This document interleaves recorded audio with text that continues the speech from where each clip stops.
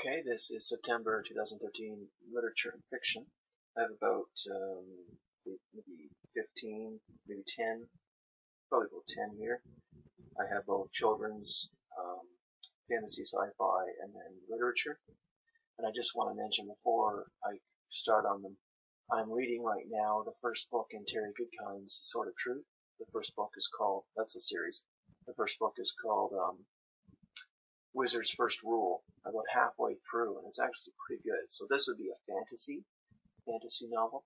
I think it might be my first one, unless you count Harry Potter, maybe some other ones. But it's probably the longest series I'm attempting to read, because it's about, 12 books long, I think. On that topic, let's start with the sci-fi and fantasy. And it's good so far, the Terry Goodkind. It's captivating. So here's the Wheel of Time. This is The Path of Daggers. This is book 8. This is by Robert Jordan. So I've got, first 5 or 6. And so as I see them, and they're, this one was $2.60, but I got it for half of that. So this was only $1.30. As I see them, and they're cheap, I just buy them. And I don't have them already. I'm not collecting every single book. I'm just collecting the series as I see it come in. And here's another one, Crossing of Twilight. And this is book 10 of the Wheel of Time series. So that's a fantasy series, and it's supposed to be good. Okay, here is a nice, it was only $1. Really nice copy of H.G. Wells' The Time Machine and The Invisible Man. So The Time Machine I have already, but The Invisible Man I didn't, so that's nice, and it's a really nice copy. So that's that. I haven't actually touched any of H.G. Wells' stuff yet. And here's the other one of sci-fi. I've been looking at this for a while, actually. Lucifer's Hammer. This is by Niven. And this is definitely science fiction. And actually, you know what? I'm just going to read the back so I can give you a taste of what it's about. Okay, so it's essentially a disaster novel. So massive earthquakes happen. Most of the earth turns into, or gets flooded by oceans. And it's strange though, but it says it's also an ice age. It's saying that the world, most of the land is getting covered by the water. But it's also saying it's an ice age, which would suggest that water level will decline. So I don't know. That seems to be odd, but anyways, it just says that these people who survive the disaster now have to survive in a new world. So I don't know what that's about. That's as far as I could see from that. Okay, here's some couple children's books I'll run through quickly. Here's a Hardy Boy book. It's a nice hardcover, number 13. Didn't have it, and I thought it might be nice to have. I have a son someday, so I've already have the first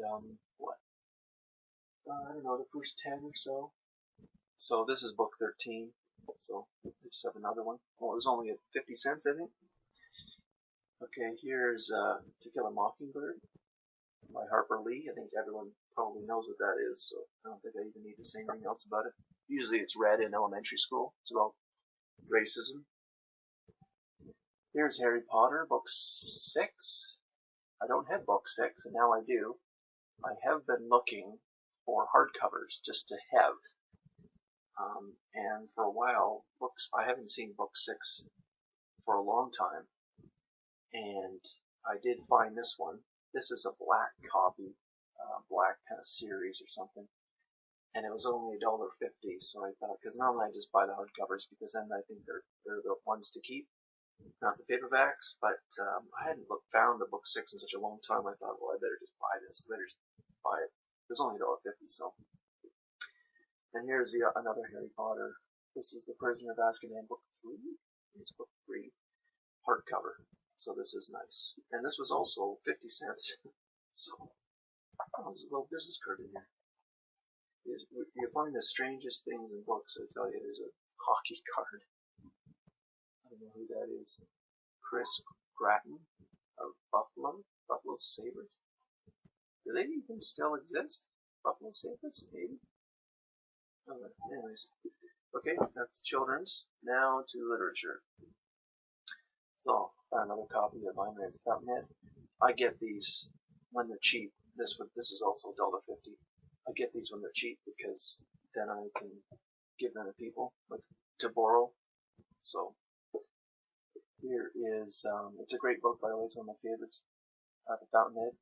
Here is, you can't keep, oh, there it is down there. This is Sons and Lovers by D.H. Lawrence. This is apparently his most well known. I didn't have a copy, and so I thought I'd buy it, and it was only $1.30. So it's brand new, so that's easy. That's literature. I'm looking for this one for a while. A Town Like Alice by Neville Shute, I guess, or Shute, I don't know. This is about World War II. It says here, tells of a young woman who miraculously survived the Japanese death march in World War II, and of an Australian soldier, also a prisoner of war, who offered to help her, even at the cost of his life. So surrounding World War II. Here's some Puffin classics that are kind of nice covers, but I didn't buy them for the covers. I bought them because I didn't have them. Here's The Wind in the Willows, of course. That's by Kenneth Grahame. And just a note about The Wind in the Willows. So it's a book. Animals are the characters. There's weasels and badgers and all that. And it's a kid's book, really. The language is fairly easy. I don't know what age level, but it's fairly easy. I imagine a 10-year-old could read it. But it's a kid's book, and the weasels are bad, and they do annoying things, and so the other Mr. Toad tries to deal with them. So it's just a kid's book, but kids' books are okay because they're quick to read, and you often can get things out of them. So, and here's Little Women by Alcott. So just a note about this book from the back. It says here that it's about sisters, I guess 4 sisters, and it says here their father is away at war, and so they develop a bond, and family doesn't have a lot of money, and so they have to create, it says they create their own secret society, and they follow different life paths. So it says your sisterly squabbles. It also sounds like it's a play on personalities, kind of like Jane Austen's Sense and Sensibility. So, because it does say they lead different paths. So I think that's probably the purpose of that book. And the last one is The House of Mirth by Edith Wharton. So just from the back, I just thought I'd add a little bit about what this might be about in case someone would be interested in finding a copy and reading it. It says here that the book is about a girl's life, Lily, age 29. It says here it talks about the wider picture of a society in transition, which is apparently New York, I guess.